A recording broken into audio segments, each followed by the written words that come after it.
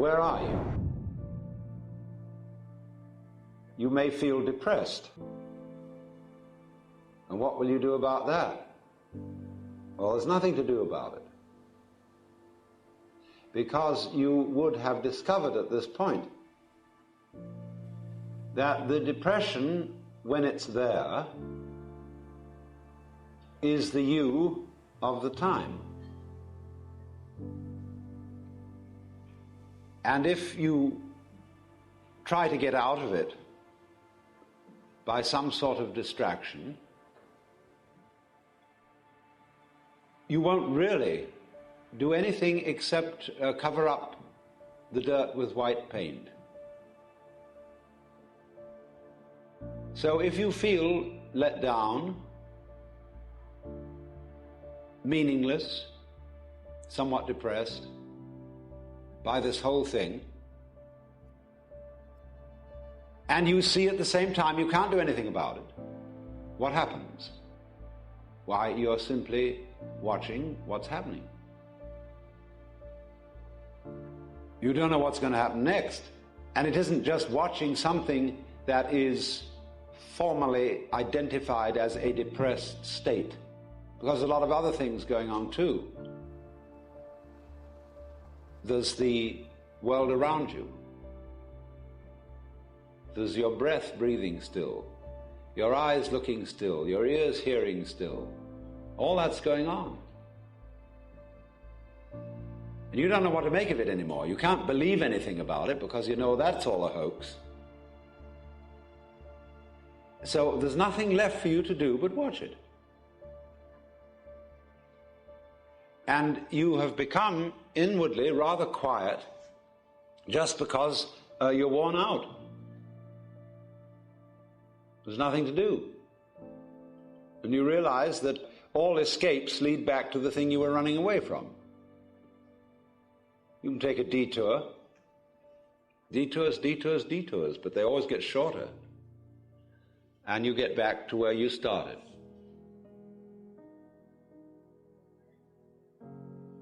So, when this sort of defeat of all enterprises and ideals and aspirations occurs, you find yourself naturally, and not in an affected or forced way, in the contemplative state, where you're just watching what goes on.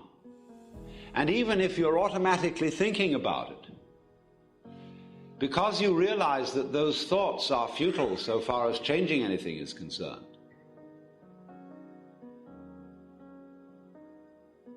you might as well try to sweep dust on the stairs with bamboo shadows. And so you watch your thoughts as if they were the ticking of a clock, or birds chattering outside the window, or water falling, and they just chatter on. And life does its thing, and you watch. The thoughts, because they're just chatter, begin to go away, and the past has disappeared, because you know it's just memory. The future has disappeared because it hasn't happened.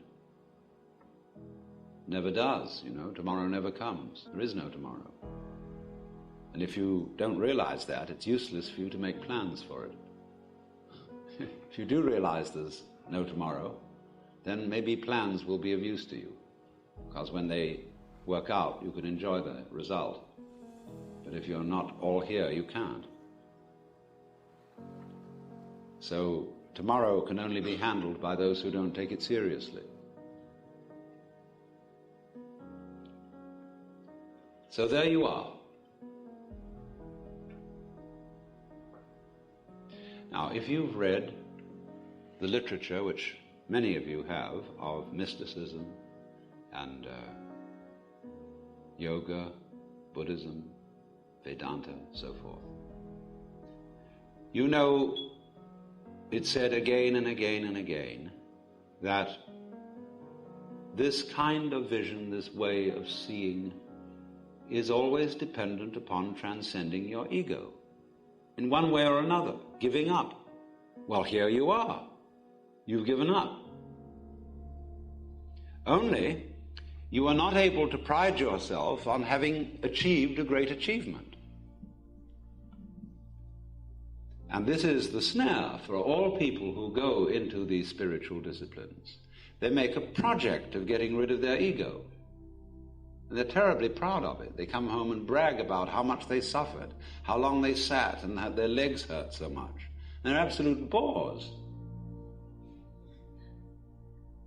And this spiritual braggery is nothing more than blowing up and inflating the ego to a colossal degree, because the ego is undertaking the actually impossible but seemingly incredibly difficult task of getting rid of itself. So when you run into this kind of thing, don't be beguiled.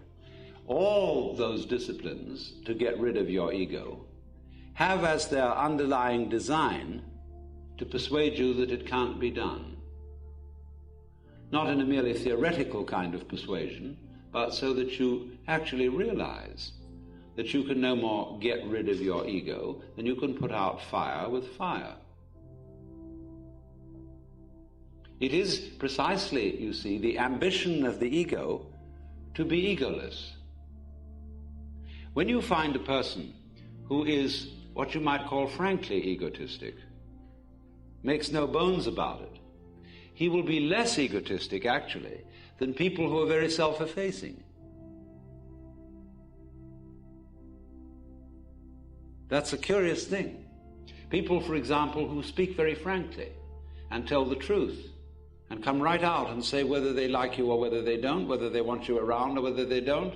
And you say, well, can I stay overnight? And they say, sorry, but I'm tired and I don't want anybody around. You think, well, is that selfish? But that kind of selfishness is not really selfish, because with a person like that, you always know where you are. Nobody likes to impose on anyone else, and you can't impose on that kind of person. That makes for a very comfortable relationship. So you owe it to other people to be as egotistic as you are.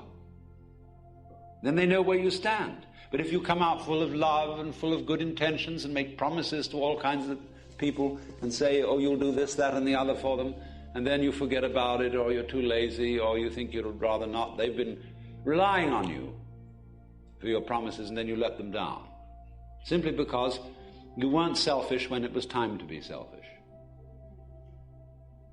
So, you know, if somebody asks you, will you help me, will you give me some money, or something like that, if you're not going to do it, say no.